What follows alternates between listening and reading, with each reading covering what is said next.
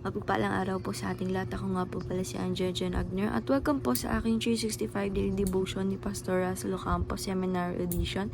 At ngayong araw po ay June 19, 2025 at ang topic po natin ngayong araw is knowability of God. And ang scripture po natin ngayong araw is John chapter 17 verse 3 na ang sabi po sa ating concept ngayon na knowability of God is knowable, not fully but truly. This means we're not left in the dark trying to guess who He is. Through His Word, His works, and most of all through Jesus Christ, God has revealed Himself so that we can not only know about Him but actually know Him. This is not just information, it's a relationship.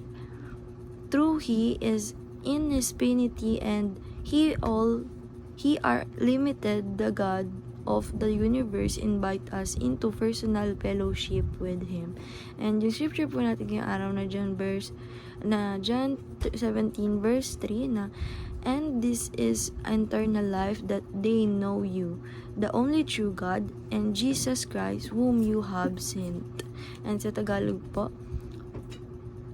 at ito ang buhay na walang hanggan, ang makilala ka nila sa iisang tunay na Diyos at si Jesus Kristo na iyong isinugo. And yung teaching po natin ngayong araw is number 1, revelation. God wants to be known through Christ. Sabi po dito na ang ating Panginoong Diyos po, gusto po talaga dapat na makilala natin siya, na siya po ang ating Panginoong Hesukristo. Hindi po ang God, kundi ang ating Panginoong Hesukristo. Na siya po yung nagliligtas sa atin sa ating mga pagkakasala. And teaching number 2, relationship. God wants genuine relationship. Sabi po dito na yung relationship and revelation ay mahalaga sa ating Panginoong Diyos. Na ang ating Panginoong Diyos din po ay gusto niya po na magkaroon tayo ng genuine relationship sa Kanya, pati na rin po sa ating Panginoong Hesukristo. And teaching number 3, revert.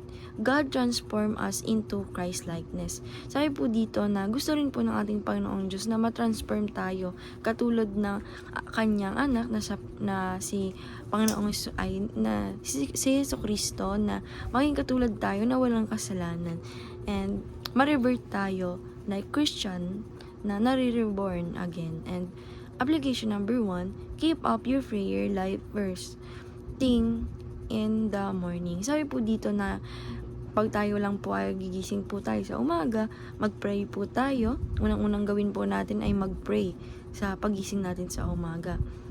Lagi po natin itong gawin, i-keep up po natin tong maging habit natin every day. And application number 2, keep at reading the Bible daily even on busy days. Sabi po dito na i-apply po natin sa sarili natin na i-keep po natin sa sarili natin na tayo po ay magbasa ng Bible daily kahit onte, even na busy tayo sa araw na yon. And the application number 3, keep on knowing God theologically and rationally.